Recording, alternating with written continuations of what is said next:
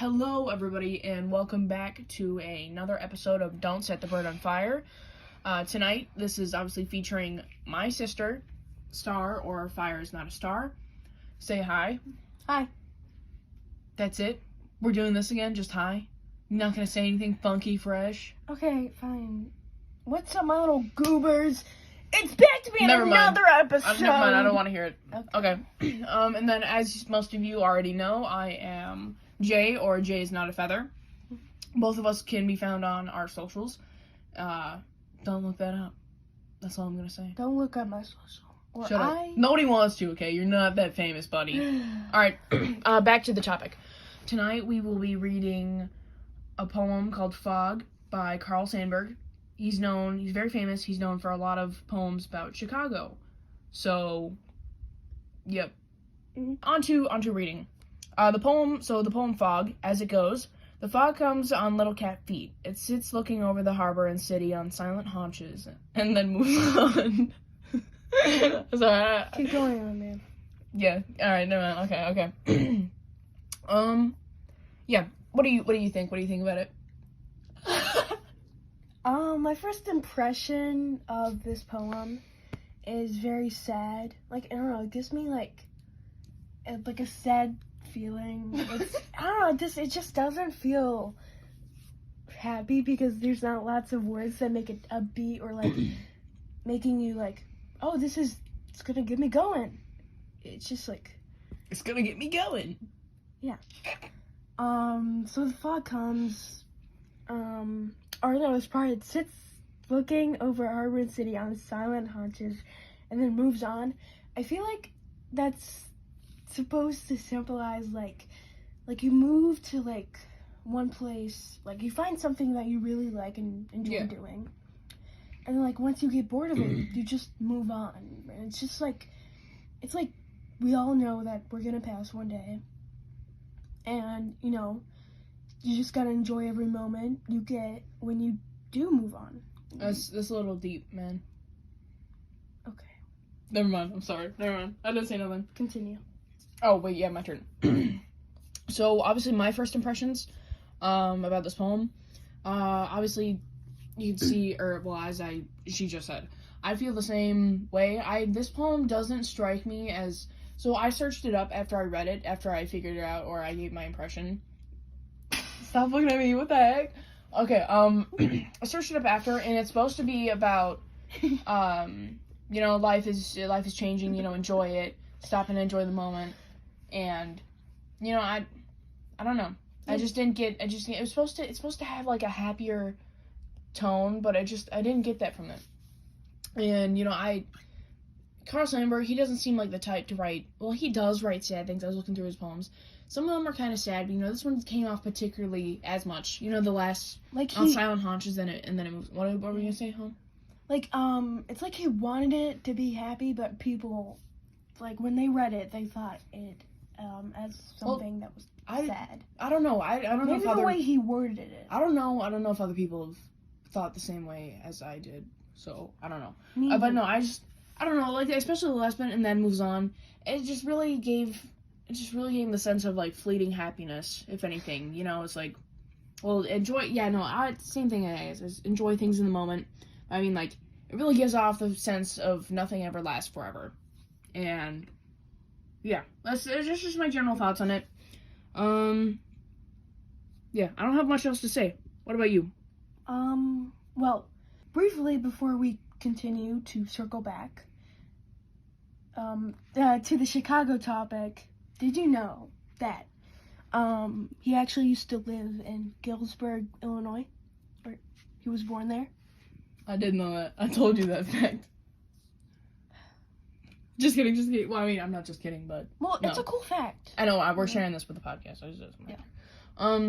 So he used to live in Illinois, and that actually does not surprise me at all, because for whatever reason, I found out that a lot of, not like famous people, some people famous for the wrong reasons, I found out that a lot of well-known people are actually from Illinois, so that's something,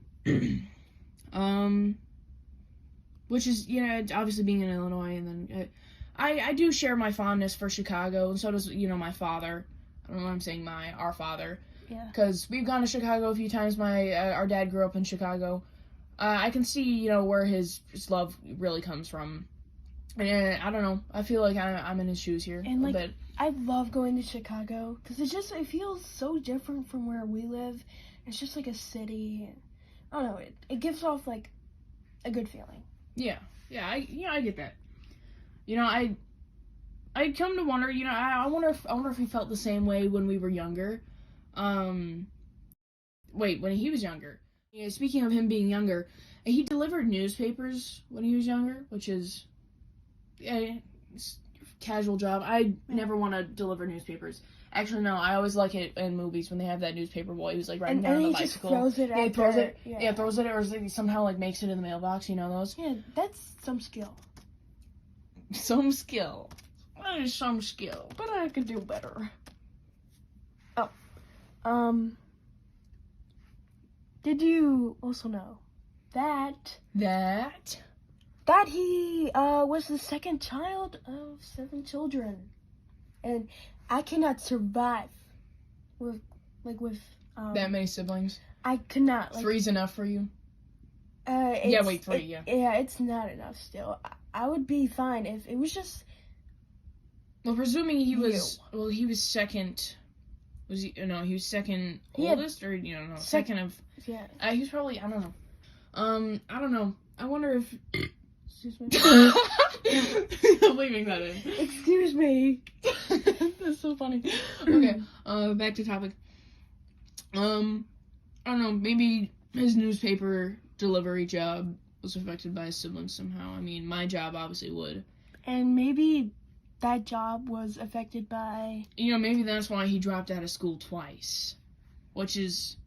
Honestly, I love that fact. It's not that shocking to find out that some like successful person has dropped out of school, because I get that. Yeah, honestly, it's like Abraham Lincoln. He barely had any any schooling. Schooling. But then out here, he's the president. So I don't know. Since he read so many books, watched plays, he learned from what he saw to, be who he was. Yeah, and I really don't think that. Because again, a lot of really famous people, or at least people who are just somewhat well known, like they had no education, and they started out small. Yeah, but then they turned out they'd be so likable anyways.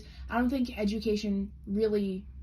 I mean, it does. It obviously gives you the smarts. People obviously look up more if you're smart. They understand. They can really look into what you're saying.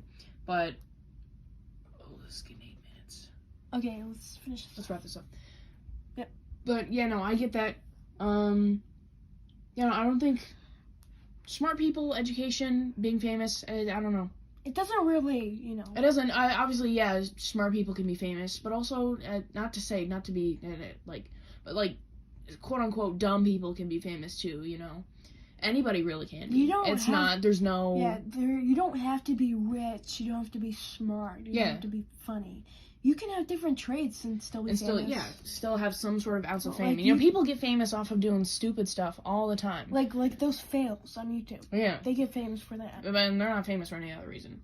Because of something you do, that's how you get famous. Yeah. And, obviously he chose to write poems. And, speaking of poems, there's what... I really like music. In modern times, everybody likes music, I enjoy modern music. Modern music? You really gonna out here saying modern some music, like 2000s. Modern music? Just say music, my guy. I enjoy some music. Okay. I picked out, or I was listening to a song that I thought fit this poem. See, I'm here with the whole fleeting happiness and that whole, I don't know, that wistful, that kind of like, I don't know, sad feeling. The song, I kind of related to with this poem is Time Moves Slow. It's Bad, Bad, Not Good, Samuel T. Herring. I don't know, I think it really fits. It fits a lot. That's all I gotta say. It's running away is easy, it's the leaving that's hard. I think there's a lot of truth in that. That works with, and then moving on. And then moves on. Yeah, I don't know, it just really pairs well with me, Because I like that song, because when you run away, it's hard to leave the people you do love. It's easy to leave in the moment, But, thinking back on it, that's really the part where, it really gets you, is, thinking on it. It's easy in the moment, but, in hindsight, it really isn't. This episode for the podcast is going to be a tad shorter than usual, and I apologize for that. But we do have to start wrapping things up. Are you just going to nod? You going to say something? You going to say bye to the lovely viewers? See you later, guys. Did not need to clap that loud. Okay. I'll see you in the next one if I'm on another. In the next one. You're on every one. What are you talking about? Okay. Yeah. Anyway, guys, be sure to tune in. What if I'm a surprise every time? Surprise every time. We have a surprise guest. It's the same person who's been on every single podcast. Me. But make sure to tune in next time for next week's episode. That will be releasing Wednesday, 9 p.m. I'm saying. Why are you so shocked? We went over this. We have a schedule. I quit. I quit. Okay, hold on. Moving on. All right, Bye-bye. We gotta hurry. Yeah, so be sure to tune into our next episode. It was lovely getting to talk about this. Yeah, I like this poem. It's very unique. We'll be talking about probably one of my favorite artists next week. We all know who it is, Edgar Allan Poe. That's gonna be probably I didn't ask. the highlight of your week. Yes, you did. Well, okay, no. Nobody asked, but I thought I'd just finish say. this up, bro. It's 12 minutes. Okay, man. Did not need to say that aloud. Oh, man. Teacher's gonna know now. Yeah, because I'm gonna have to cut that. Alright, guys. Alright, guys. See you later. See you later. See you later. Bye.